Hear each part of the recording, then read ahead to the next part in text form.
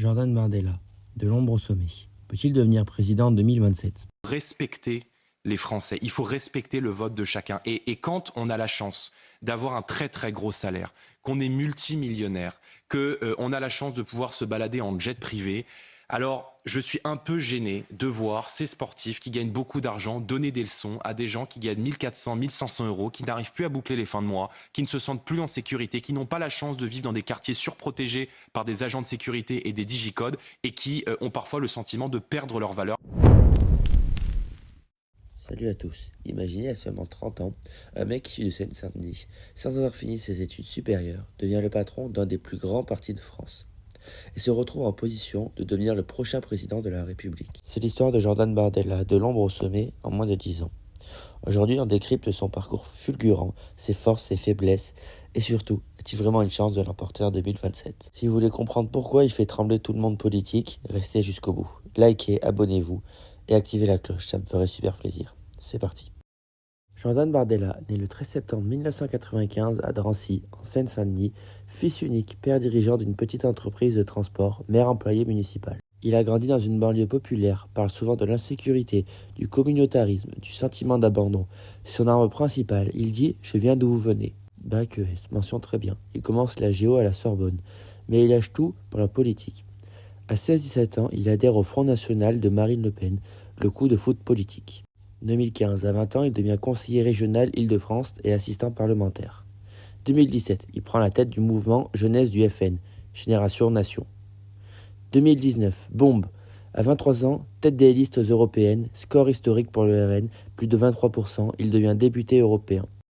2021 à 2022, pendant la campagne présidentielle, il est président par intérim du RN.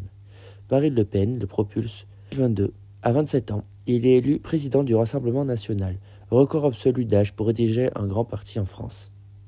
2024-2025, il explose sur les réseaux, des millions de followers, des vidéos ultra pro, une image moderne, jeune, très cool. Pourquoi ça marche? Les clés de son succès. D'abord, Marine Le Pen a une confiance totale en lui. Il est vu comme son héritier naturel. Ensuite, le storytelling parfait, banlieusard populaire, anti-élite, costume impeccable, mais discours cash. Sa com est ultra maîtrisée, immigration, sécurité, pouvoir d'achat, critique de l'Union européenne, mais avec ton jeune. Direct, sans le côté vieux monde du FN d'avant. Et surtout, il cartonne chez les jeunes. Les 18-34 ans sont de plus en plus nombreux à le suivre. En 2025-2026, les sondages le placent souvent devant Marine Le Pen chez les partisans RN pour 2027. Mais tout n'est pas rose, ses détracteurs disent. Trop peu d'expérience, jamais été maire, ministre, ni même vraiment sur le terrain local. Absentéisme au Parlement européen, il était souvent critiqué là-dessus. Un discours jugé trop populiste, simple par certains.